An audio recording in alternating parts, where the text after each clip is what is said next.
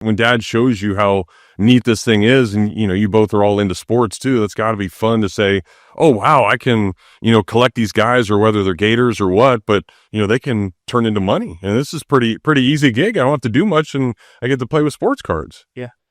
So, yeah. So, I mean, like when he told you all that, does that then make you get really interested in cards? Yeah, when he told us that, and we've been watching sports, the football for a long time before that. So it was just fun, get to watch and collect the players that you're watching. Yeah, to watch the sports and enjoy it, and also invest and learn how to invest in stuff like football, basketball. Jameel Muhammad and Jeff Cardozo dive into the hobby, which is sports cards, trading cards, as well as all other collectibles, right now on the Meelypod Hobby Podcast, live from the Coach's Podcast Room at Spurrier's Gridiron Grill.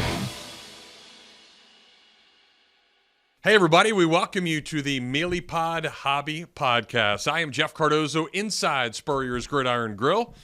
A little sad today because I don't have my buddy, Jameel. He is joining us all the way from South Carolina because it was a big weekend for both shops, not only here in Gainesville, but up in South Carolina as well. So, and, I think part of all this, too, it's Father's Day coming up. So we've got a really fun show for you. We're going to bring in a dad with his couple of boys that very much frequent the shop here in Gainesville, Freddie Wehbe and his two boys. They've been in this area for a really, really long time, and it's anxious to kind of pick their brain a little bit on the hobby in general, how they got into it, how Pops influenced all of that, and did so many great things. But this is episode number 41, so it is in honor of them retiring my number 41 in Gator baseball jersey back in the day. So I guess a big show, Jameel. What's up, buddy? Good to see you, even though it's on the computer.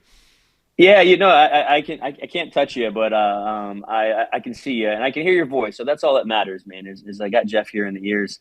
Happy Father's Day for you, man, or happy early Father's Day. I know it's coming up in a few days, and I know you've just been a amazing dad, and you've been in the hobby as well. So when we talk to our Wehbe family here in a few moments here for the interview, I'm sure you and your son and your daughters have been involved in the collecting. So it's cool to see, man. We're celebrating just kind of fathers and their kids this month, and just kind of doing something different with the podcast. So looking forward to seeing what kind of fun we can have with our interviews. And then, South Carolina up here, there's so much going on. The hobby is just as strong as it is in Spartanburg and Greenville. And it's cool to see the synergy between the shops. So many people talk about what they saw going on in Florida or things that we're doing. Or I had a couple yesterday, just come and say, hey, I'm going to see you at Fanatics Fest. I'm going to go push Gronkowski, tell him not to smash your slab or something. It's just kind of a fun, back and forth. So been really well. We had amazing weekend at both shops. It was, it's our 7-year anniversary as a store. And so being able to kind of just reminisce and celebrate is very special. But had trading day at both locations, Saturday in Florida, Sunday in South Carolina. Both of them were, huge successes. Lots of people out. School was out, obviously, so it's really fun to see all the families and kids that are in town, that are on vacation. And then Saturday up here, we had our first ever buying day. Now in Florida, it's a little different because we buy kind of all the time. We have a full-on buying team. Up here in South Carolina, we have a full-on buying team. But when it gets into the more complicated or really big collections, it gets kind of arduous to try and do that between the two shops. So kind of put that out there, and a lot of people showed up. I mean, it was probably a 12-hour day for me, constantly buying 35 or 40 different deals, which that's every deal takes time, right? And so it was just a nonstop weekend, man, and I had a lot of fun with it. And now we got the Space Coast Card Show coming up, and then the following weekend is Fanatics Fest. So it's our busy June. Those buying days are interesting, especially probably in an area where you don't normally do it. So maybe it's really cool for these other people to bring their stuff. And I'm sure some people bring stuff in, they think that it's worth $1 gazillion and it's awesome and all this other stuff. But were there a couple of things that you saw were like, oh, this is pretty cool? And obviously you're buying stuff, but any unique things that you were surprised that were brought into the shop? Yeah, the Jeff Cardozo 41 autographed game used jersey came in the shop. So I had to pay big money for that one. But no, congrats on that too, man. 41, it's really cool to to celebrate you in your career, today. And so, in terms of things that came in, yes, there was quite an array of things. So, let's see, where do we start? So the first one that when I first saw it, I was like, oh, this isn't probably worth too much, but it's really cool. It's the actual 1990 or 91 score Bo Jackson rookie card. It was an 8x10, the Bo nose card that you know very well, collecting back in the day. And he's got, the pads on, and he's I think he's got a bat, right? A pads and bat. Yep. And so it's that 8x10, but it was signed and it was authenticated by was it Steiner or what TriStar? It was, got its authentication.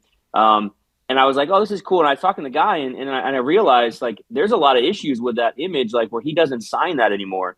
He doesn't sign any card or photo because there was some kind of legalities that went into it. So whatever was signed, like, that's out there is it. And so I was thinking, oh, this is probably a $200-$300 piece. When looking up and I see it, there's sales for like $5,000-$8,000 for 8x10s of that Bo Jackson image. So I was able to pick that up. It was really cool. I'll make sure to get a picture for our viewers that tune in that way to see what I bought. But silver Sharpie, really, really cool piece. So I think I'm going to try and make a fun, kind of piece out of it to resell. I had a guy bring in some eclectic baseballs. He actually had Kurt Russell signed baseball and a hockey puck. And I didn't realize this, but Kurt Russell is the coach of Miracle on Ice, I think. And then the other baseball was a Joe Biden baseball. So, like, presidential baseballs are huge. And so it was kind of a very eclectic kind of memorabilia that kind of came in. And then tons of cards, uptowns, downtowns, kabooms, autograph stuff, rookie cards, people bringing in boxes and boxes of, their 50 cent to $5 cards that they're like, you know what, I want to get rid of it. So these large amounts and large quantities of stuff came through. It was just nonstop. Had a guy bring in a bunch of 90s basketball inserts. So, all up my alley, seeing, Bryant Big Country Reeves numbered cards, and, Sean Bradley refractors, and, Marbury, and everybody from that era, where these cards, the rarer versions of them, of course, he had a lot of Jordans, Kobe's as well, but the rarer versions of those cards are tough to find. Man, I got so that was very special. I got so many Sean Bradley cards. They're not worth anything, from just brings back the memories. But you mentioned Bo Jackson, and I don't know if you saw this or not, but our boy Cags, of course, gets called up to face your Cardinals, and they handled him pretty well. They didn't let him. The first swing the guy has puts a ball in play. Center fielder runs it down up against the wall and robs him of a double. But Cags then goes and plays, a lesser team, of course, in Chicago, and has a 4-hit day. And the only other guy in the history of the Royals organization to have a 4-hit day that early in his career, some guy named Bo Jackson. So Cags and Bo Jackson are basically like intertwined now, which is pretty special. And I'm assuming, and I know there's a lot of Gators that listen to this, but it's not just Gators that are now infatuated with Caglione. Roman Anthony gets called up yesterday too, so I'm sure that's big in the hobby. But what have the Cags cards done? Because already a 4-hit day, and now he's blowing up. Yeah, so I put a phone call into the organization. I said, look, he's a Gator. Let him maybe get a hit in the series, but you guys got to shut him down. We don't want these Caglione home runs on ESPN. So they handle their business. Shout out to Victor Scott on that center field catch. First when he robbed him of that. But then he has a 4-for-4 game, and I did know about that Bo Jackson set. I saw it the other day, and I was thinking, this is great. This is so great for him. This is great for the Royals organization. You got Bobby Witt, who collects cards, who's also a stud and playing amazing. So it's really unique. By the way, Bobby Witt, Jack Caglione, they both collect cards, and I love seeing that in the hobby. So his cards have just recently. When he got called up, you saw the initial call up, influx that we see 10, 15, 20%. Then he had that kind of, I wouldn't call it a flop against the Cardinals, but just didn't have the greatest series. And then he has this big game where he goes 4-for-4, and now things start to trend up. So when you talk about hype, you have that first kind of like 2-week window where the hobby kind of decides, are we going to go and hyper accelerate his cards, or are they going to stay stagnant, or are they going to start dropping? And I think right now we're in that like middle of, they're starting to trend up, because they saw the 4-for-4. Let's see what happens, man. The Royals are an exciting team, young team, and as and we'll see what happens, down the line with his values. But people want his stuff. And for those that are in the state of Florida, I already looked. Cags will actually travel the Royals to Miami in mid-July, so maybe an opportunity to go down there. And I mean, nobody goes to the Marlins games. You can probably sit like right behind the dugout or right behind home plate for like $10. And I think and you can watch be Bat games. Boy. I think they let you be Bat Boy if you want to. I think that's what happens down there. Yeah, no, or Atlanta too. I don't know. Did the Royals play Atlanta at all? I don't think they do. Okay. So it looks like Miami is the trek. But maybe you can, get a speedo like Jameel gets and go lay on South Beach for a little bit and then go catch a Marlins game. There you go. You get a tan and you get to see Jack. Yeah, it would make it a lot of fun. It's just I think this is going to be great too for this week and Father's Day, and you sit back and remember, and you'll be a dad soon, and it'll take some time to get the little one into collecting, but it's a really fun time, and I think there's a lot of people probably out there, and I'm anxious to talk to Freddie's boys, and hey, are they going to get Freddie cards for Father's Day? Because I mean, that's what gifts are now. I think we as fathers have always wanted to give our kids that kind of stuff, but how cool is it to maybe now when they're old enough to turn the page and hand you a card or something, or just think about I remember that a couple of years ago, my son Austin, I don't know how he did it, but he must have known somebody that that did something, one of his buddies. He ended up getting, I love Frank Thomas growing up, so he gave me this Frank Thomas card. It's not worth much, but just I think the thought of it, Jameel, in that industry, and I'm sure for the trading days and what you saw up there in the shop, and I know down here in the shop this past weekend, there's that family atmosphere that these local card shops bring, and that's what we'll really try to stress and bring that to a point throughout these podcasts in June. Yeah, no, it's probably one of the best things about the hobby, right? You know what I mean? You get to see the family collect, and yeah, I know we live in a different age, right? Like we live in an age where divorce rates are highly prevalent, and I'm not trying to get too deep here, but the fact that a father and his son or daughter, or a mother and their son and daughter can get together and open packs together and have excitement, you know what I mean? For those moments, so I don't know what else is going on in the family and the life and things like that, but for in those moments, you know what I mean? There's that, it kind of all goes away, right? And you get a chance to enjoy your favorite baseball team watching together, or the hot rookie that's come up, or did you pull an autograph card, or did you get the big Pokemon hit out of the box? I can't tell you how many fathers and mothers I see at the store that open a box with their kids and they're all looking for the same card, and it's just fun to see that. You know what I mean? I think that's something that's so basic and it's tangible, right? It's in the present. We forget a little bit about the online world that we do live in, where a lot of people are let's just use video games for example. There's no real connection outside of an audible voice, right? You're playing together on a screen.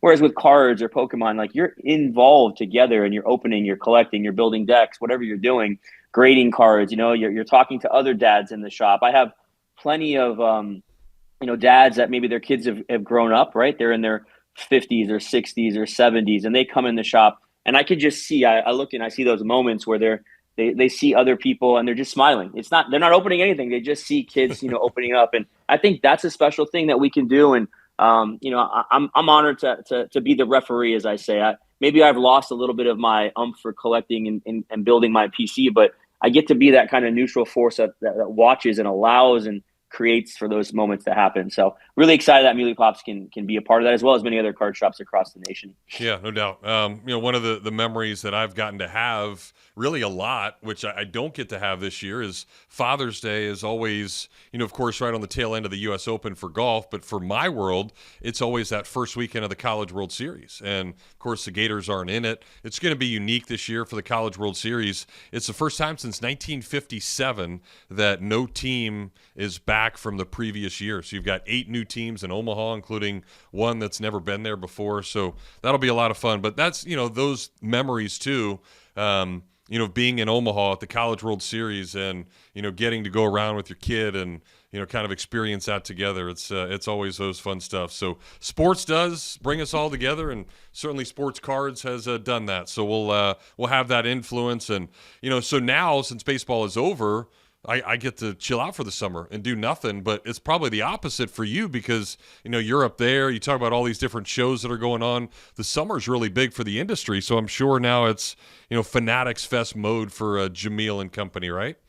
Yeah, so the summer is I think in sports cards, there's not really, they always say it's, the hobby never sleeps. That's the term a lot of the card shops use, but you kind of get a little bit of a lull in the spring, once football kind of ends, because I think football is such a driving force, right, in everything. So when football ends, college football ends, you get to the start of baseball, but that's more just kind of, all right, baseball starting. You get to the end of hockey, you get to the end of basketball in June, and then you got that kind of summertime. So what happens is everyone has downtime. Kids are out of school. People can spend money they've been saving or whatever it is, and you start getting all the massive shows, all the events, the Comic-Cons, the Fanatics Fest, the National, and you're a part of all these things, yet alone all the stuff we do in the shops with trading days and events.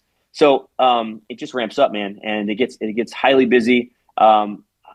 I'm doing my best this year. We'll see what happens with the National. I mean, obviously we have a little one on the way. The due date for our little one is the Wednesday of the National. So, and actually our anniversary is the 31st. So it's really funny to think about kind of our future with cards and things around the National. But we'll see what happens. Right now we're playing for me not to be there, and obviously rightfully so, sending a team up there. But we've never done that before, and so just even the behind the scenes of how do you do that when the person who makes all the decisions on the high end stuff isn't there? How is that going to work? So we have a great team. Joanna here, she's been on the podcast. She's going to be going to represent Meelypops SC. We'll have most of our team up there as well. And I'm looking forward to kind of setting up some new guys as well, having their first experience at the National, and hear those stories when they come back. But Meelypops will be there. Trust me, we'll be there in force, and it's going to be nuts. But Fanatics Fest, that's in like literally a week and a half. Javits Center, Manhattan. And I'm taking a smaller team to that. That's kind of a little bit less involved. It's not as a bigger setup. They actually want you to kind of be more uniform at that event. So a good example is like everybody uses the same display cases. They have like limits on what they can put behind their booth and things like that. So Fanatics Fest is right around the corner, and looking forward to who knows what will happen. I heard Gronkowski's coming back, so maybe I'll have to take him some more Tom Brady slabs this time to smash, not his own slab. Yeah, that's right. Well, it'll be awesome, and I know a lot of people looking forward to that. All right, we're looking forward to getting the Wehbes in here, so let's take a break. We'll come back. We'll be joined by Freddie Wehbe, his two boys, and we'll pick their brains on why this hobby is really big in their household.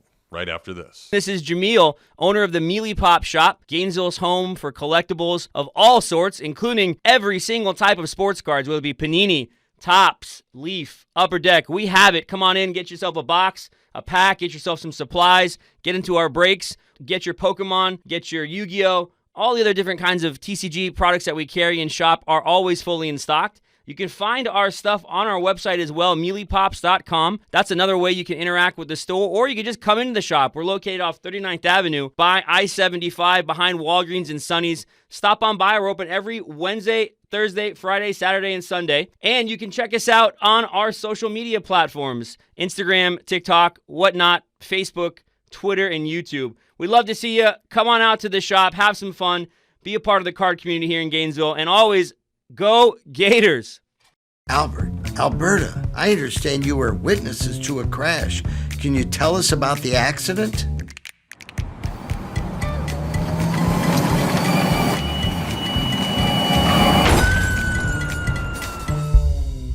When you're in a crash, it's important to get witness statements immediately after the accident. Whether you're in a car, truck, motorcycle, scooter, or even a golf cart accident, at Meldon Law, we won't back down. We welcome you back inside Spurrier's Gridiron Grill here in the podcast room, and we promised you some special guests, and now you get to see them all front and center. And obviously Father's Day coming up this week, and I think that's the joy, and Jameel will certainly tell you that. But when you get to have your boys or girls and open packs with them and do cards and just really have this type of fun, I think that's why we wanted to incorporate these guys. And Jameel, I know we'll talk here in a second, but I want to introduce you to Freddie Wehbe and his sons. And Freddie's an entrepreneur. He has done so many things all over the place. He's got his hands in just about everything. And I found out a few years ago you got your hands in the sports card world as well. So, Jameel, I know you see these guys' smiles and just how excited they are. But what is it like when they come into the score and just they pull these big hits and have some fun? Well, I know when Ronnie and Dany walk into the shop, it's time to bring out the big cards because those guys want some fire cards for their boxes and then also for flipping. And then Dad, of course. I met Dad, I think Freddie, it was probably 7 years ago because it's our 7th year anniversary for the shop this month, and I know you came in early on, and Freddie said, "Hey, Jameel, do you have any Mahomes cards?" And amongst other things that we were talking about back then. So he's been ahead of his time, and his boys have as well, in terms of predicting and watching the card market. Freddie and I actually have roots back with lots of friends and employees, Brevard County, and all sorts of fun stuff. So it's just been a fun ride. I just love seeing this. It's a family when they come in. They're never apart. And they collect and they rip together and they buy cards together and they do shows together and they go to the National together. And this is what the hobby is all about. So welcome, boys. How you guys doing? Good. Well, and Freddie, because you have your hands in so many different things, I'm not surprised that you find this as maybe an investment and certainly something you can do with your boys. But I guess just give everybody a background in the business world, because you're so smart and savvy with all of that. So then why all of a sudden do cards become a part of that? I don't know how smart do you think I am. I did invest in Kadarius Stoney. Oh, okay. So, Just like any other investment, you pick and choose what you invest in, whether it's Bitcoin, some people do gold, some people do silver, stocks, and I learned a long time ago that you diversify. And truly what was a hobby for a long time, just like many of you, I started collecting in the 90s and it was a hobby, right? And the card industry completely changed, and I think towards 2017, it became an investment. There's a lot of money in cards if you chase it.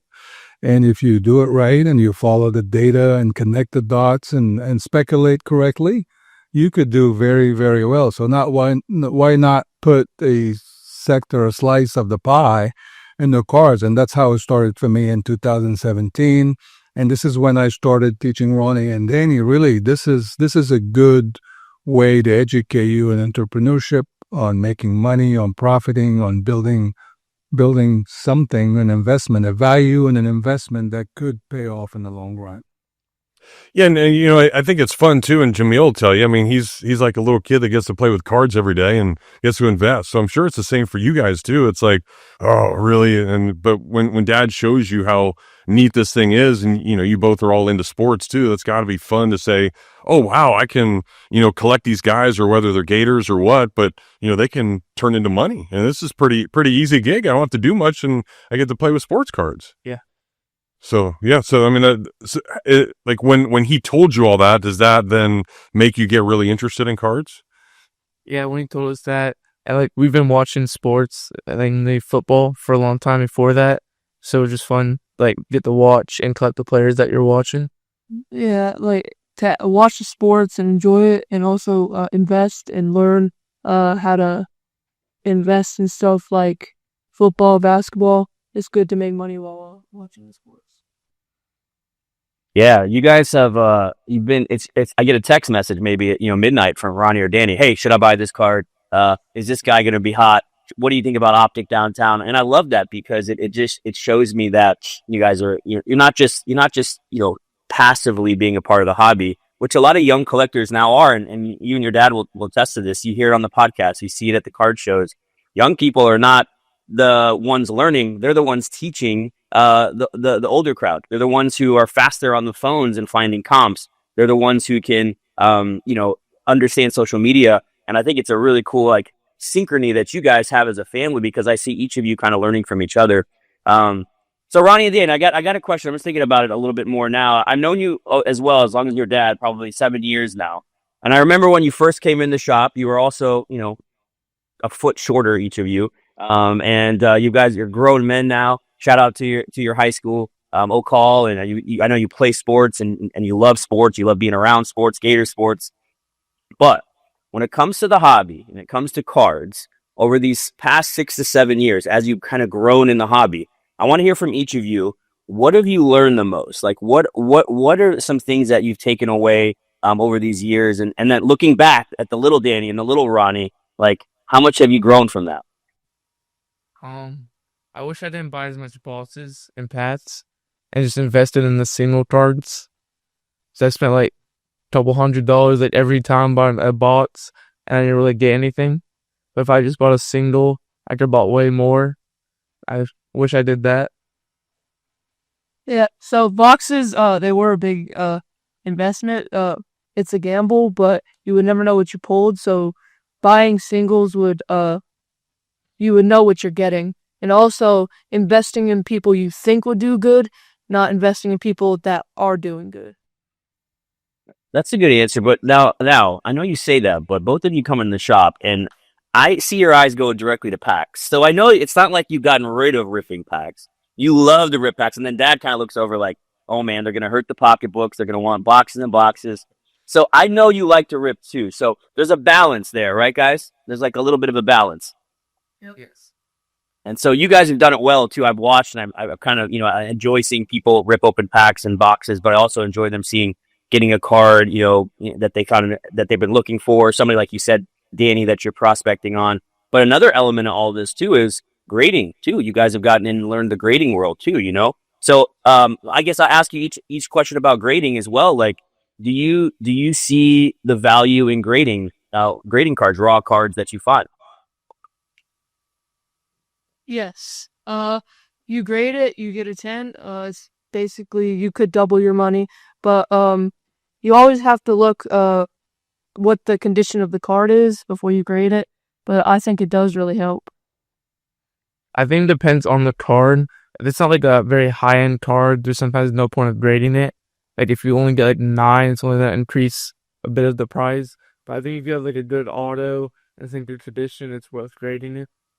It's like they're listening to the podcast, Jameel. They know their stuff. Very educational. And for you, Freddie, too, obviously teaching them that type of stuff. I mean, we're in this room and you're kind of instrumental in putting all this together, and just a sports historian, all the things you've done just with a restaurant here at Spurrier's and the memorabilia. Like, where does that passion for sports come from? Is that, what keeps you into the card stuff too? I mean, the reality is we're both in sports, right? That's part of our business. And let's be real here. Sports is the best movie out there.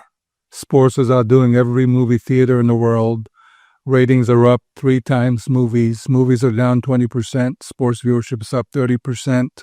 I read the top 99 of the top 100 viewed shows or movies last year were NFL games. Wow. 99. So truly, we love sports. And sports has become the way streaming has, and they're easy to watch. You can watch on YouTube on your phone.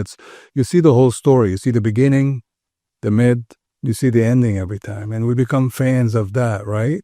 And then how do you monetize that? And then if you can invest in those players and pull the right player, right, and pick the right guy or girl that's playing that sport, it's like you can make money on that too. And then you have the betting piece component that's become legal now in our state. You can go on your app and pick and choose the players that are make you money or not make you money legally. So you put all this together and then you translate it into a piece of cardboard. And I can buy that piece of cardboard for X. And in 3 years, if that player performs well and you're in the mercy of his performance and injury does not get him and goes to the right team, then you've gained 10 times X. How cool is that? Yeah. That's the reality of it. Whether you're 12, 14, 18, that's, I go to the shop and I see 50-year-olds and 60-year-olds and 70-year-olds doing this. And what other business can you invest in and make 40% profit? It's just, if you play it right, to me, that's what sports has become. And sports cards are translating from that. And at the end, it's all because of the popularity of sports and athletes and the way the structure of this country is. You play youth sports and you start with Little League and you grow into sports and you get drafted and you go to college and now you're making money in college. And, that whole transition has paid off to a true investment. Jameel, that one thing that wasn't an NFL game in the top 100 was Love Island. I know how big you are into Love Island, so I'll make you proud. I don't even know what that is, but I know that since you know it, that I know that you're probably watching it. But Freddie, I'm thinking about this. I want to ask you a question because Freddie, I always like to pick your brain. I know you're this sports aficionado, a historian. You've grown up around. You have so many stories. So if anybody in the card shop sees Freddie, make sure you pick his brain because he's always got a cool sports story for you. But I think along the lines of like Michael Rubin, head of Fanatics, right? I think what he's doing right now, he's getting a lot of athletes extremely involved in card collecting. He's making it where we have rappers, celebrities, all sorts of individuals who are getting involved in cards. And like, let's use the Royals, for example. 2 of the biggest prospects in baseball right now are collecting themselves as well. And Jack Caglione, shout out to the Gators, and then Bobby Witt Jr. These guys are some of the biggest collectors. So I wondered, I wonder what you think about this, but could you foresee, let's say the next 5-10 years, Freddie, do you think that we're going to start to see a majority of players get into this card collecting world, like directly into it, going to shows? Because I'm starting to see the starts of that. I wonder how far this can go because we've really only scratched the surface. I do, and I think you're right on point, and I see that growing within the athletes and coaches too. I've been blessed through my last 10 years to work with several coaches and athletes, and now they're all collecting, and they all chase their number, and they all look and see what the valuation is, and you know what, autograph business is another component of income for them. So as we chase those autos and chase those cards that these athletes and rappers and what have you coach, the more value there is to them. And as to answer your question, yes, absolutely, 100%. Yeah, it is. That's good. It's good thinking through that, I mean, and somebody who's been involved with athletes, shout out to, Coach Golden, another guy who's in the shop all the time. You bring up another coach. I'm starting to see players. It's not so much, oh, that's cool, my dad used to do it. Shout out to DJ Lagway, when he came in, he says, I'm kind of getting into cards. You know what I mean? I have my dad's cards, but I enjoy cards now. So there's this shift happening, which is really cool. Because when you start to see players, embrace the hobby, we're going to only get more and more and more people. So people made fun of, Michael Rubin and Fanatics saying he was going to 10X the hobby, 3-4 years ago when Fanatics announced their licensing deal, taking over everything. But the truth is we're starting to see that growth. And I think these are kind of those, beginning steps in it. Yeah, it's exciting to say the least. And I know you boys are excited about something coming up. It's this card show in July. And you have been blessed enough to go to, I think it was your first year last year, correct? And it was in the land of Cleveland, right? Cleveland.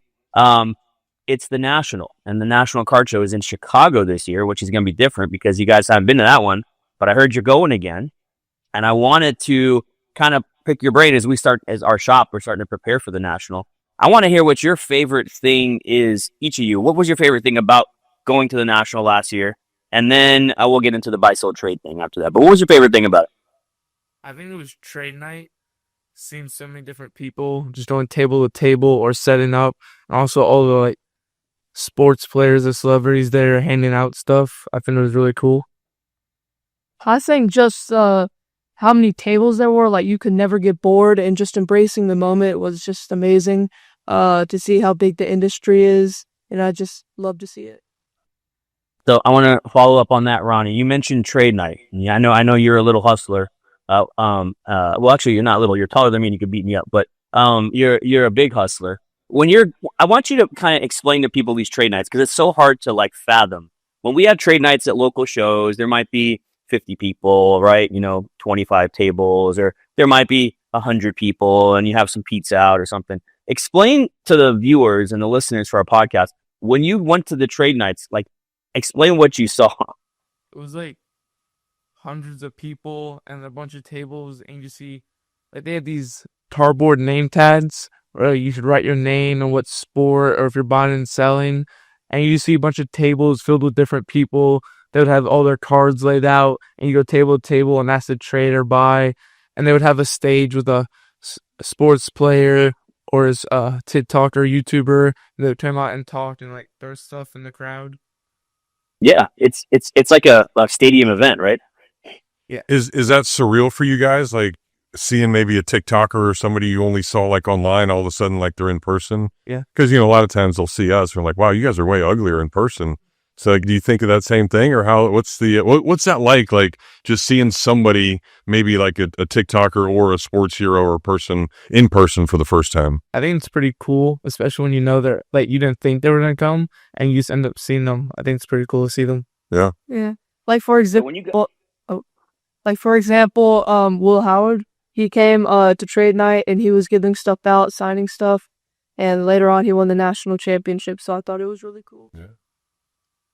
It's amazing, right? This is what I mean. Jeff and I, we didn't have this growing up. Freddie knows too. You didn't have the ability to go to a card show where you got to go hang out and take a selfie with the national championship winning quarterback, or famous celebrity, movie star, or whatever it might have been at the time. It's changed so much, and I love seeing it. But the other side of it is the fiscal side. So you boys, when you're there, I want to know what you like to do the best, and then kind of what you remember from the national. But there's the buying, there's the selling, and then of course there's the trading. So did you trade more? Did you buy more, or did you sell more? What did you guys each do? I sold more. I sold like pretty much my whole collection, and I only bought like 1 or 2 cards, like pretty big cards, but mainly sold. I've bought, so I saved up throughout the whole summer, throughout the year for the national. I saved up working for my dad and doing tours every day. I saved up to buy. That's all I did there. Now, did you go in with a plan of knowing what you were going to buy, or you walked around the room and he's like, oh, that's pretty cool, let me get that? The first day, it was like just look around, see what I see. And then the second day, I just bought, yeah. Now, do you have to ask Dad's permission, or is he trust you like, hey, this card's good, or he's saying, Before, I would normally just ask him to come and check the deal, but now I think he trusts me, and I trust myself to show you the deal. No, there's a trust factor that I've seen, Freddie, with your sons, that I think you, in the very beginning, it was like they would want everything, and they're like, and you have to say, pump the brakes, slow down. But then now I see it, and they're making these decisions where it's like you're kind of like, that's a good decision, let's do that. Or you might ask them why, and I love that fact that you're asking why you might be working on this investment. You know what I mean? And that just shows a lot about your guys' relationship, that the trust that you have in each other.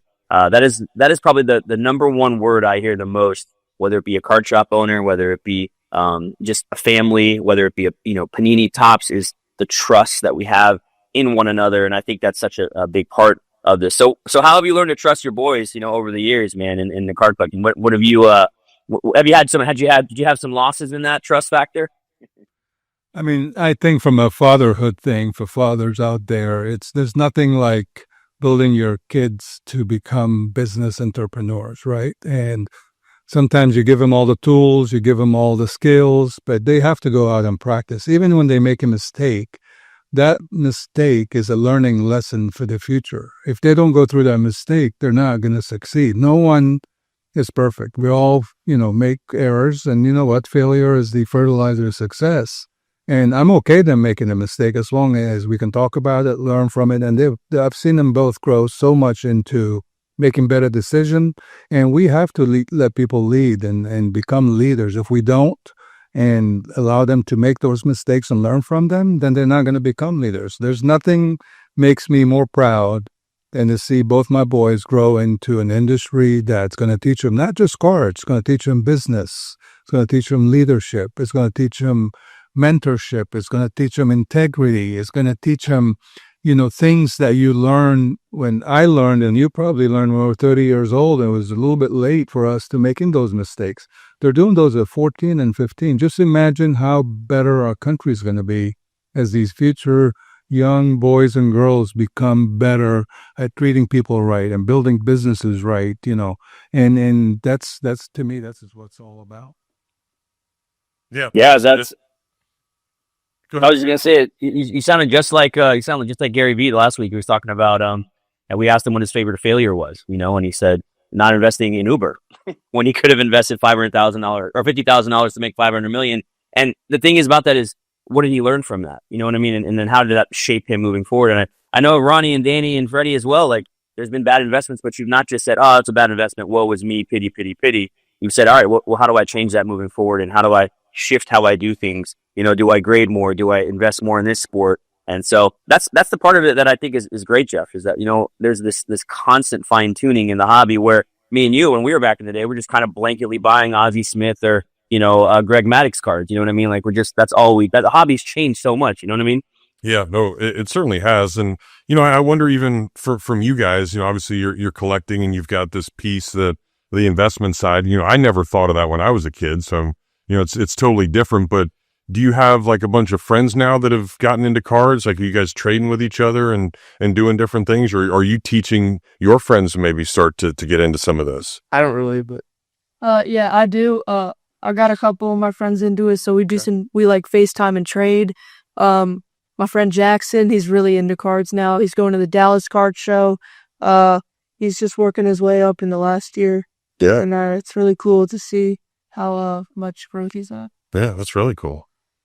And kudos So- to Jameel too, and what you do for the industry, and your mentorship too has gone a long way, and it's just the whole community of sports card stores owners. You're not just in it for the business. You're building the industry, and I think the industry owes you a big thank you. For those people that don't collect cars, this industry is very organized. When Michael Rubin sold his sports team to invest in cars and 10x and buy companies to 10x the industry, he meant it. Mhm. The apps, the AI technology, all the valuation companies, the marketplaces, the authenticities. I mean, all those are true flagships of great businesses. And this business is, I think, at the beginning of something even bigger. It's going to funnel into even larger things. And I know there's 20 million, I believe, people investing in it right now. But I see 50 to 100 million. I have a friend that lives in Japan, and he's telling me all the stuff they do in their shops and how they buy everything and how they store them and how they invest in them. And it's not just a U.S. and a Gainesville thing. This is a global business that's blowing up. And sometimes for those people not in the business, you might want to look into it. Dig deep. Go visit Mealy Shop on 39th Avenue and learn what this is all about, what cars are going for, what the valuation is, and how much these owners care about kids and shows and giving away stuff. And to me, that's what this is all about. It's a true, you're happy walking in, you're happy leaving the store, and that you don't get that. Yeah, there's not many things. No.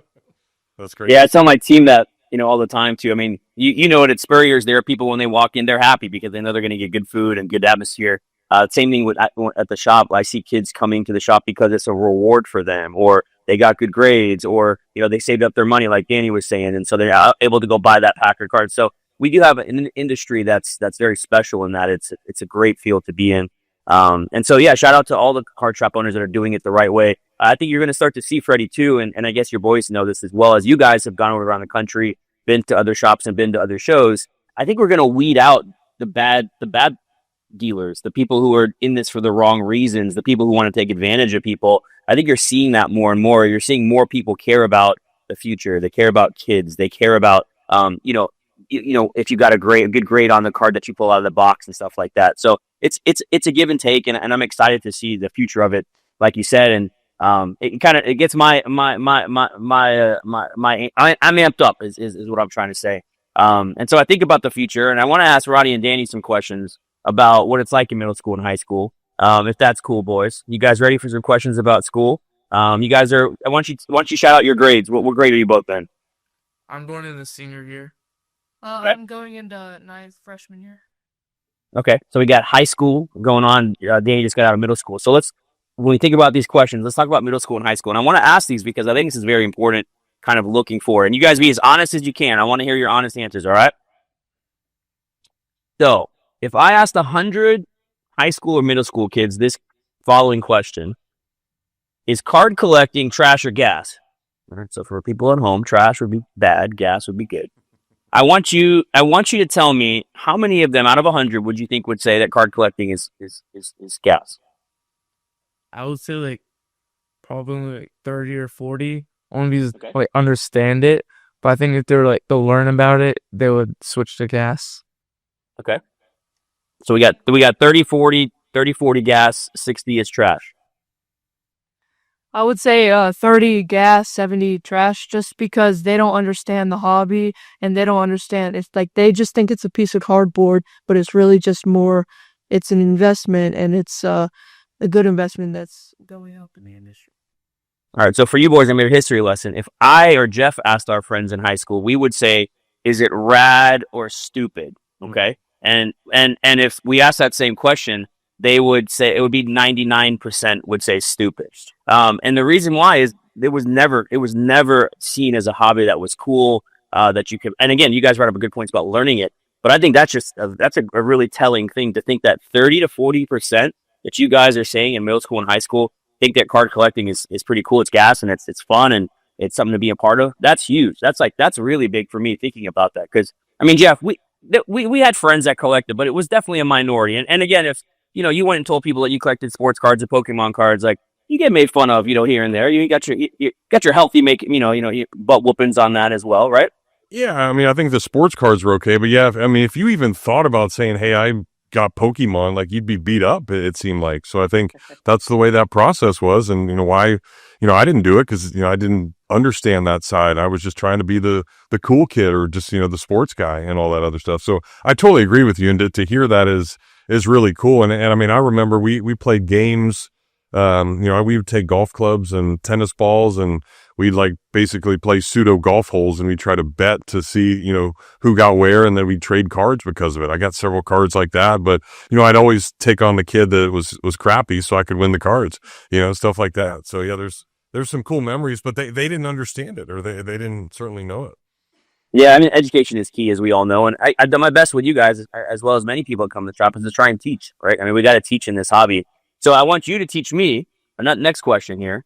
Who would you guys say are some of the most hype players that people talk about in school? And now this could be any sport. So when they start using the words like that guy's got aura or is aura farming or these kinds of things that we talk about with players, who would you, Ronnie and Dany, say have the most hype?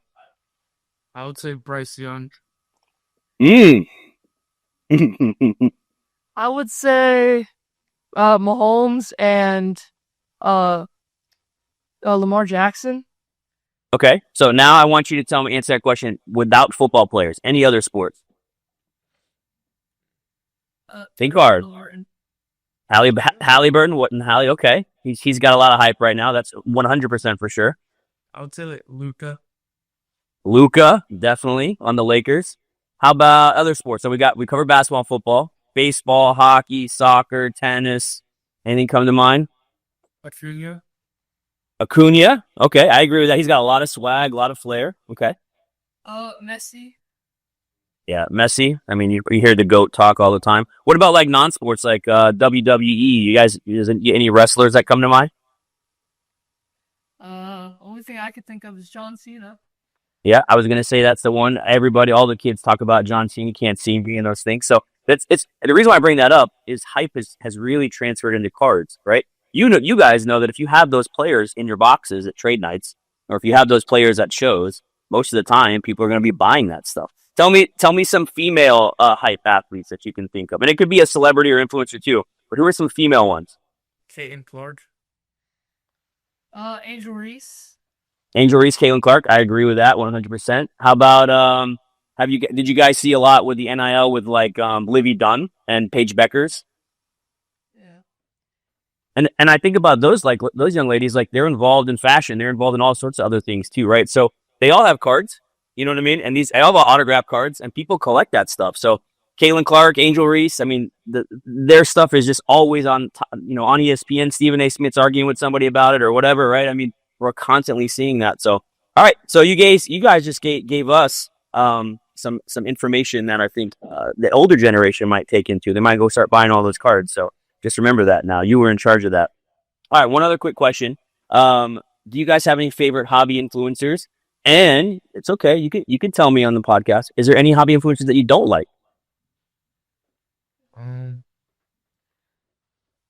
The search. Ryan from Card Collector 2. In Ohio? Yeah, he's awesome. Yep. Gary V. Yeah, you like Gary V? Okay. What do you like about Gary V? I just like how he always has something inspirational behind what he does. A lot of purpose behind his videos and his media for sure. And then anybody that you don't like or maybe you think doesn't have the best advice? You guys, that's a good politically correct answer. Dad's trained you well in marketing, Be in the middle there. Don't be. Yeah. I love it. Okay. And then lastly, for you guys thinking about school and stuff like this, I'd love to hear what you each think about this. Like, so as a young collector, somebody who's in high school now, middle school, what would you maybe like to see change in the hobby? Like, if there could be something that could change, it could be anything, but what would you like to see maybe change? Rating, like, be quicker. Sure. I really think more card shows around local places, smaller places, like not only Jacksonville, Orlando, Tampa, all those big cities, but like in smaller cities, so everyone is able to go and just see the local fan base at sports cards. Yeah, that's I certainly needed. I just real quick, Jameel, I did, it I think brings up the understanding of kids and what they're buying and what they're talking about. So like when you guys are in school and you're talking about these players, or, Halliburton hits a shot to win the game or something, I know you're talking about that. Does that influence you guys to then maybe go want one of his cards? Or you mentioned Bryce Young, obviously. Was there something that made you like Bryce Young from a conversation? Like, I guess because everybody out there that's doing that, I think my son, I mean, he probably knows so much more about sports and all these random players I've never even heard of. So it's almost like I need to pick his brain now. And it's like, hey, this guy's the second baseman for the, Milwaukee Brewers or something. I've never heard of him, but maybe he's really, really good. So I think the young generation, and you guys knowing this because you're seeing it on TikTok or who those influences are, probably should influence us old dudes to go out and maybe buy some of that stuff, right? So yeah, I mean, where did Bryce Young come from? How is that? I'm a Panthers fan. Oh, okay. So then that helps. Yeah. Now I saw you snuck some cards in. Do you have a Bryce Young in there? Yes. You show and tell. He does. Look at that. It's an Ooh. 9. Okay. And that was like a single card that you bought? Okay, sweet. She sought it out. What's it from, Ronnie? What brand? Tops. Oh, it's a Tops auto. Tops Chrome auto? There you go. He's buying smart. Bro. You had a couple in there too? Yeah. Who we got? A Bo Nix Topps Chrome Composite Auto out of 75, and then a Topps Chrome Rookie Gold Refractor Auto. Sweet. Ooh. So Ronnie, you think those guys are going to have a good year this year? Maybe Bo Nix, but I don't know about CJ Stroud. Okay. What about you, Dany? I think CJ Stroud is, and Bo Nix, I really do think he could get somewhere. Gotcha. It's amazing to see like how quickly these young quarterbacks have come out. Like think about last year, right? Gaden, Nix, May, Penix, like all these names just out of nowhere, starting quarterbacks. So it's fun to kind of think about the future of cards as they get into have autograph cards so quickly. You know what I mean? But all right. So last kind of question I have about just the youth movement, in cards here for you two. What kind of tools do you use on your phone to help you value cards? I use Card Ladder. Okay. I do it mostly. I do it the traditional way, eBay, and then I filter to sold and completed items to really show you what they sold for, so you can go off that comp. Who's faster between you two on the thumbs? I'm not sure. I am.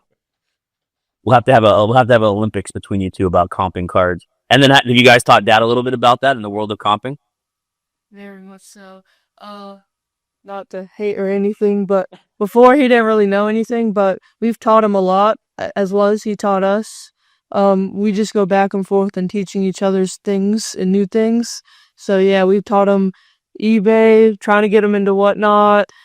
We've got him Card Ladder, so all those little things to help you comp cards and help you selling eventually. And I think that's a good point.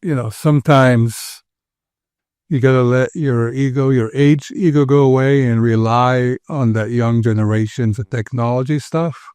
There's so much in apps, whether it's Alt or PSA or Card Ladder or eBay or whatnot. There's so much that I don't know, and I don't have the time to know. And they can dig deeper and really show you the little tricks that you probably know, Jameel, that we struggle finding. And there's a lot of technology, and technology is going to continue to advance as AI takes over, that you can probably just put a card on your phone, snap a picture, and get the real valuation and all the analytics that are important to your investment as well. Yeah, you guys, you hit it on the head. It's constantly evolving. And so Dany and Ronnie, you think you might know it today, but then tomorrow you might learn something else new, right? And then you're going to have to teach Dad, right? That's just literally how it goes.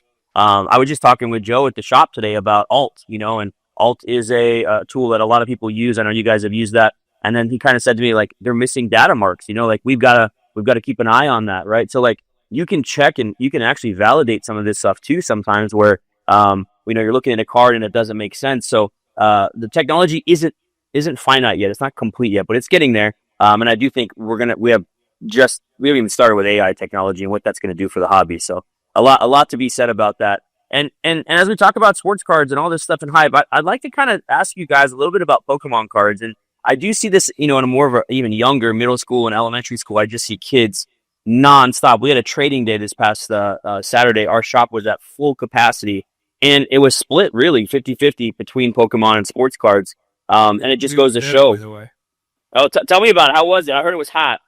It was very hot, very busy, and we might need to find you an air conditioning advertisers to help. There's no way you can put 200 people in that room. I mean, it was crazy. It was nonstop. This is where I got the card from. So. Oh, let's go. You picked it up at trade day. You should have said that. I love it. Yeah, that's the cool thing about trade day is the pickups, right? That's another thing too, Jeff. Like, and Freddie, we grew up, like, you went to card shows, you might trade with people here or there. But now, like, it's a big thing. When you go to trade day, I had like 15 people tag our accounts. Here are my Meelypops trade day pickups. Here's what I got. Some of it's for sale. Some of it's for PC. And it's like, we have that world where people can just be involved in it. And I love seeing that, right? It's the ability to kind of showcase, what you're doing, what you're having fun with, your hobby. And that's why I say we have the greatest hobby in the world. It's just so much fun. Thank you guys for coming to it. Yeah, we're going to have to probably just take the roof off, make a second story, Freddie. So if you know anybody want to build a whole second story, and then we'll just blow, ice, in there, because it gets so dang hot in the summer in Florida, as you all know.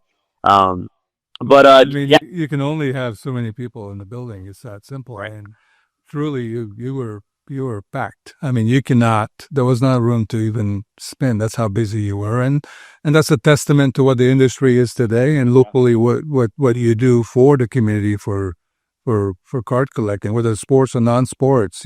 People were there, and you're right. It was about 50-50. Actually, I think it was more Pokemon than cards.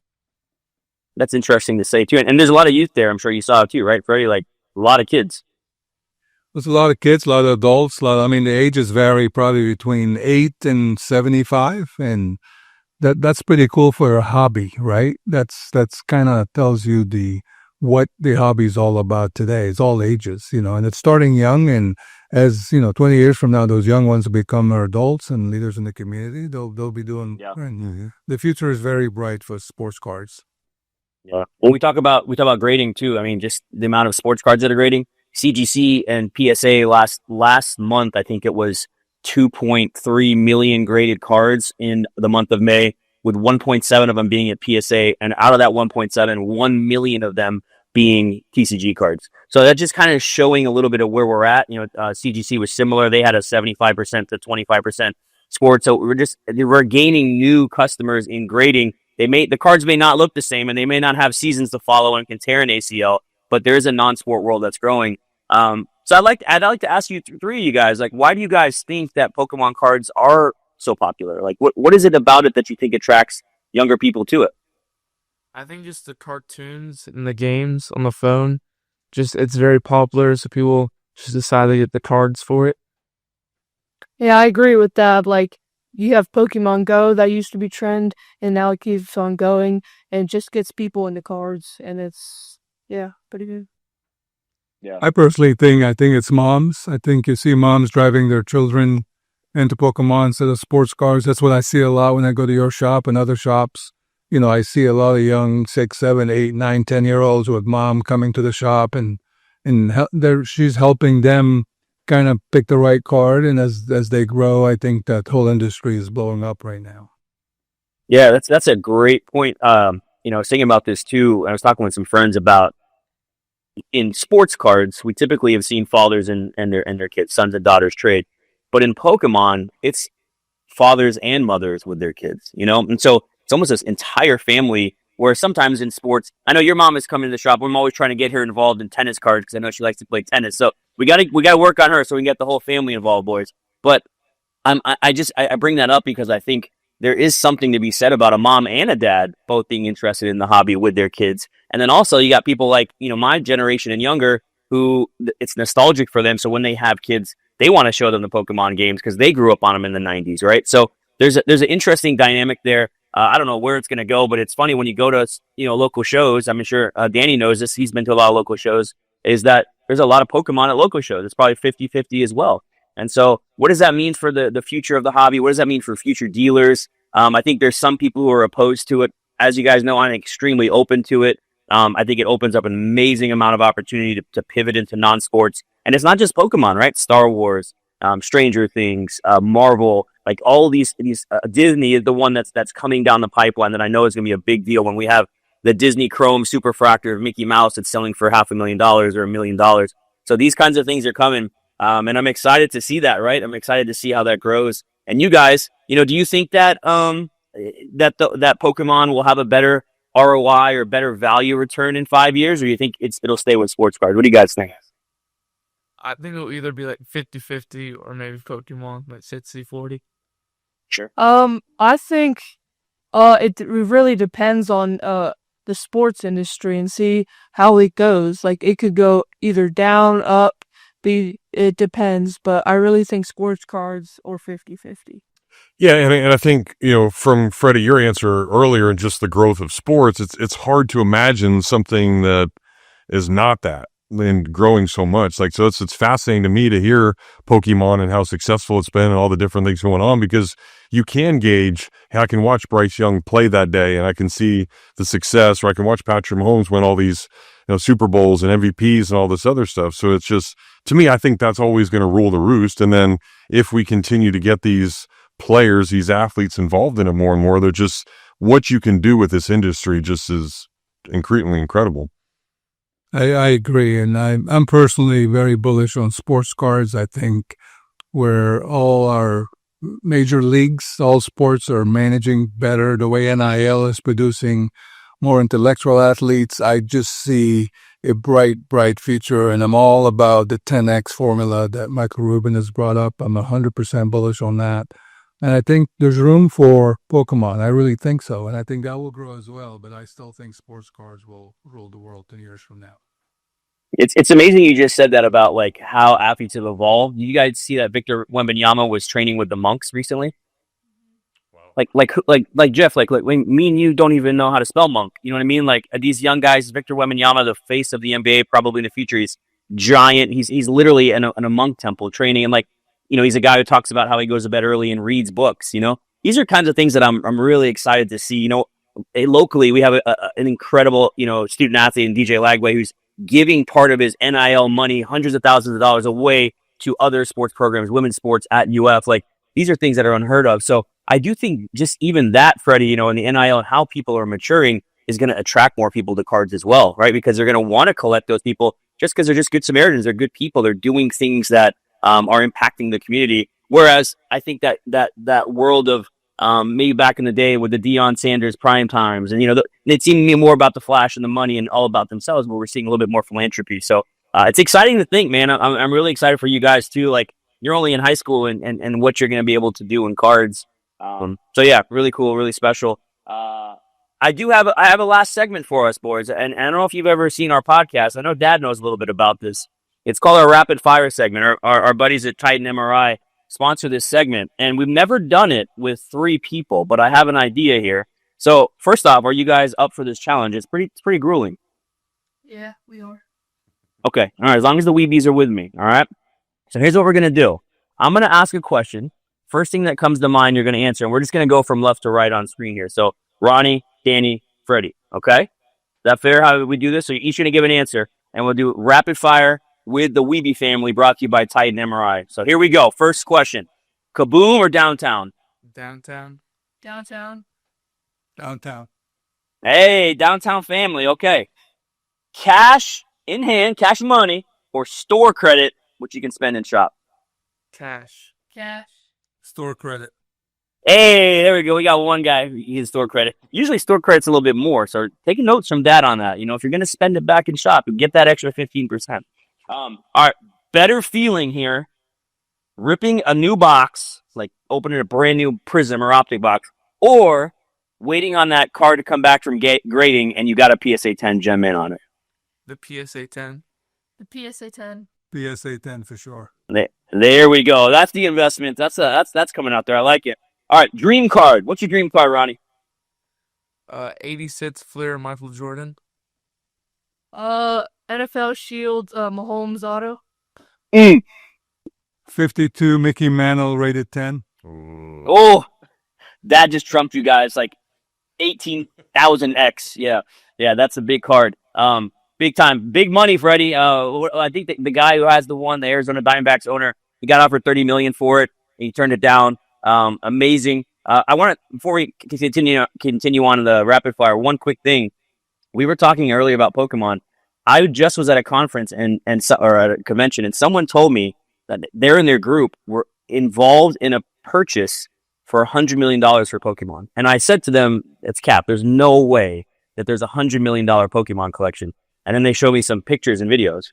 And I was like, holy smokes, there really is $100 million Pokemon collection out there. So something to think about when we're talking about these sports cards and stuff like that. All right, going back. Dream cards, we got it. Most money you've ever made on a card sale. Go. $150 on that Ronald Acuna card. I pulled out a $5 pack. Right. Hey, there we go. We went to the Duval card show and we sold a black out of 25. Was it PSA 10? PSA 10 Mahomes rated rookie. We sold it. Optic, right? Yeah. 17 around. And what did you guys get that card for back in the day? If you don't mind me asking. In 2017, we got it for around. I think we got it for 1,900. We sold it for 17,000. I mean, that's a pretty good come up, I guess, right, Jeff? Too shabby. Jeez Louise, that's awesome, man. We started Okay. collecting Mahomes in 17 and 18, and we collected tons of Mahomes. And a lot of people said, it's too much, but it's kind of cool to see that we pulled the right one. At the same token, we've collected cards that have not gone anywhere. And again, you're in the mercy of that athlete and their performance. Yeah, no, absolutely. All right, let's keep going. Name your favorite sports player who doesn't play football, because you guys love football. I know you love football, but name it a sports player your favorite that doesn't play football. Jokic. Ooh, Scotty Barnes. Scotty Barnes. Existing player or any player? Any player. Muhammad Ali. There we go. If you ever see Freddie in person, ask him for a Muhammad Ali story. He's got a good one. Really good one. All right. Let's see here. Who's the best Wehbe at fantasy football managing? Me. Ronnie. Not me. So Ronnie's got, you hold the family cup trophy. Yeah. Would Ronnie, you rather be the first pick or the last pick so you get 2 in a row at the end of the first round? Probably the last pick. Yeah. Smart. Hey, Ronnie, who's somebody we should pick who's on your radar? Who's a sleeper that you want to draft this year? Bryce Young. I love it. Okay. Favorite card in your collection? My Bryce Young auto. Okay. This new CJ Stroud auto that I just got. The gold. Yeah. To me, probably a Patrick Mahomes card. Rated 10. Freddie's- I have several of them. Freddie's got a few of them. He's got a few in his hand for sure. All right, cool. Now I got a last question for you. You guys have almost made it through this gauntlet here. I was thinking about all the times that you guys you opened packs and you got bad pulls, bad packs and base cards and cards that didn't turn out to be who they should be, right? So I'm gonna create this little box in my store. I think that's gonna be called Wehbe's Freebies. All right, and in Wehbe's Freebies, you're gonna put cards in there that you're not hype on. You don't think these guys are gonna be very good. So I want to ask each one of you, who is a player that each of you think might soon end up in the Wehbe's Freebies box at the shop? Maybe like Kyle Pitts. Okay. It's hard. I would say not Tua, but Drew Holiday. Okay. I'd say Kadarius Toney. He's already in the box, Freddie. You can't add him to the box already. There's already tons of them in the box. Shout out to Kadarius Toney. I know he was a great Gator legend, but didn't do the best in the next level. I think he's rapping now, is what I heard. So, all right. So if you come to the shop and you're looking for some Wehbe's Freebies, you'll get a Kadarius Toney card, Drew Holiday, or who'd you say, Ronnie? Kyle Pitts. Kyle Pitts. All right. So, well, you guys survived it. I appreciate it. I'm just thinking a little bit about this time, man, and Father's Day. I know you guys better get something for Dad, by the way. And you can go to the shop. I'm sure there's some cards you can get for him. But just thinking about Father's Day, like, how cool is it that you get to do this with your dad? It's pretty cool. It's amazing because it's like he's my father and he's also mentoring me to be a good person and just teaching me everything I need to know. Yeah, well, I know he's proud of you guys. You mentioned it earlier, and it's just so cool to see. And the example, Freddie, that you and your sons are setting, I think, for other families as well. I think after they hear this podcast, hopefully we'll get a lot of people that will, say, hey, look, that was really encouraging. Or I've been doing this. And that's why I love this hobby. You see so much of the familial family getting together and just enjoying it, and being able to celebrate it together too, right? When you make those gains, when you sold that Patrick Mahomes, like, it was awesome to see you guys sell that card and make those gains on that card, right? So, like, these are some special things. Freddie, happy early Father's Day, as well as you, Jeff. I know that it's a special time, and you're doing an awesome job, you and your wife. You've raised two fine young men, and I'm a little worried, man. If they start a card shop in a couple of years, I'm going to have some stiff competition down the road. Yeah, no doubt. And, I think the neatest part about all that, Jameel, is you talk about Father's Day and you think about it, my son's now out of the house. He's a freshman in college. And you're about to be that, like, 2 more years. And, like, we only get these guys maybe for like 17, 18 years. And then all of a sudden they're gone. But you have now this to share. And, you can pick up the phone and call Dad. Hey, I just ran into this cool card. Should I do it, or what should I have? So I think now this is something, certainly like sports do with, playing golf for forever. But I think now this hobby can bring families together, not for just those 17, 18 years. It's like the rest of their lives now, and have that to share and be a part of it. So it's truly awesome to see you guys doing that and making it great. And Jameel, I know you're going to be a father very soon, and there is nothing like spending time with your kids, seeing them grow. They will grow very fast. You're going to hear that a million times. And yes, you'll have them for 17, 18 years, and then the effort and time and development and nourishing you give them will dictate their success in the future. And I'm very honored to say that we've done as much as we can to help them. Now it's on their own. And to see them grow, I'm sure you'll attest to that too, and making the right decisions. And not only from an investment standpoint, it's from how you communicate, how you sleep, how you eat, what you eat, how you build your future is all about those little things. And it starts with sports cards. And you're in an industry that has that and can provide that. And congratulations to your new baby, hopefully soon, and hopefully everything works out. And thank you for all you do for the industry and for us as well. Thanks, man. We appreciate that. Yeah, thanks, guys. We really appreciate that. Meredith and I are so excited, and I'll have to maybe call you at 3 a.m. in the morning when I'm changing diapers and get some notes from both of you and Jeff there. So, yeah, really excited, man. The hobby's been great to all of us. All right, we'll take a break. Again, the Wehbe family, appreciate you guys for stopping by. Great stuff. And even though they don't like new wax, they just rather get that PSA 10. We'll tell you about some of the new wax coming out when we get back here on the Meelypod Hobby Podcast. Things have certainly got a little out of hand lately when it comes to just buying our everyday necessities. Just look at gas, streaming services, and heck, even chicken wings. Well, there is one necessity that shouldn't cost a ton: taking care of yourself and helping fix all the aches and pains in life. And the fine folks at Titan MRI agree. With costs a fraction of what you'd pay at a hospital, you'll not only save money, you'll be taken care of by staff with over 20 years experience. So when you need an MRI, call Titan first, and you can go where your doctors send their families. Now offering CAT scans. All right, we welcome you back inside Spurrier's Gridiron Grill. I am Jeff Cardozo, Jameel up in South Carolina, and appreciate Freddie and the boys for coming in. And it's got to be really cool for you, Jameel, because I remember, that's nobody cares, but just it made me think when you were talking about the relationship with those guys. I remember I was the first ever customer when I was in 2nd grade at this new dentist that had opened up.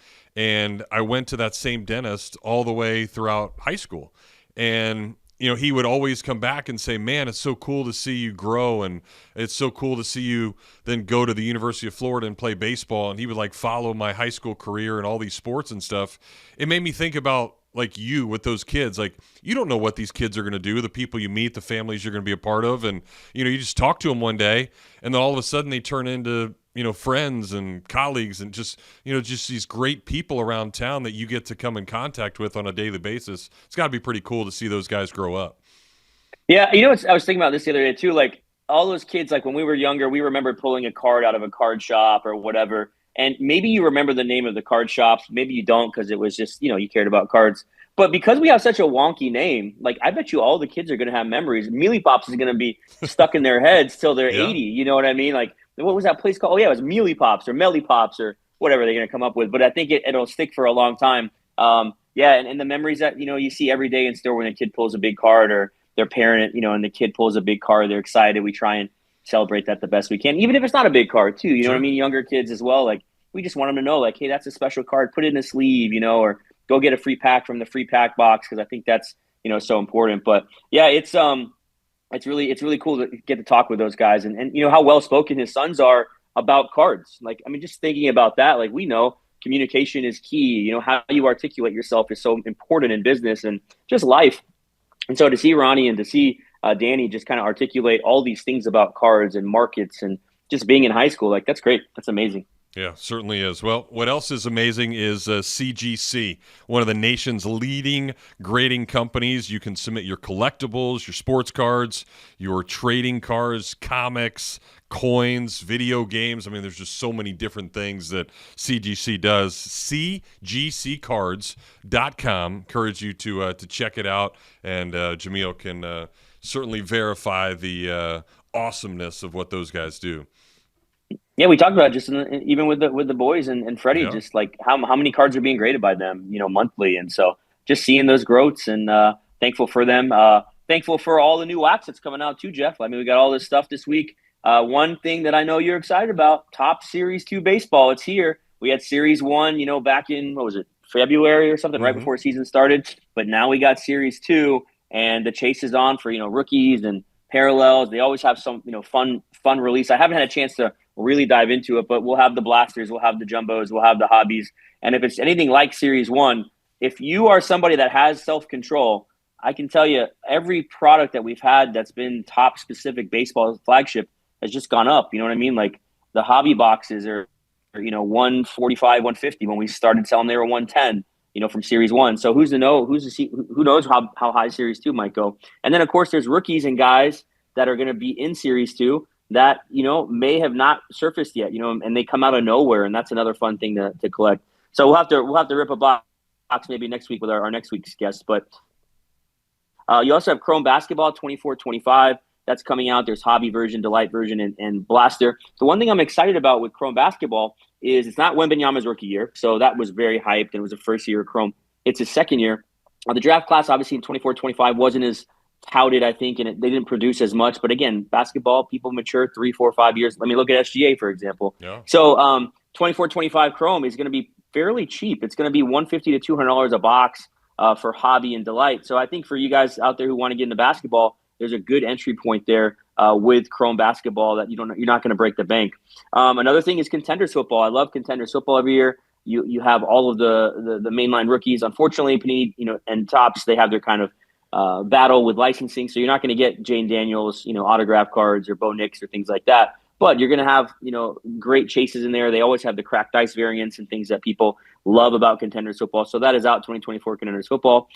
We have Upper Deck Ice 24-25, another fun favorite acetate base kind of set that people will collect with hockey. And then I know you're going to be jamming out to this one. It's the first entertainment release from Panini in a long time. They actually have to push it back. I had announced it earlier, but they pushed it back till this week. It's 2024 Prism Rolling Stones Hobby Mega Boxes. So the Rolling Stones have Prism cards. So you'll have to get out your, what are they from, the 70s and 80s, Rolling Stones? So yeah, that's you're gonna have to get your headphones going, your Walkman, maybe your Walkman or your album player, and rip a box of Rolling Stones Prism. So that's going to be an interesting release. I have no idea how that's going to go. But it could be one of these kind of sleeper products for the year. We'll see. Yeah, never know. I mean, anytime that stuff is recycled out there, it's certainly a good thing. I mean, they're still selling Rolling Stone T-shirts out there all the time, and like these kids have never even heard the band love it.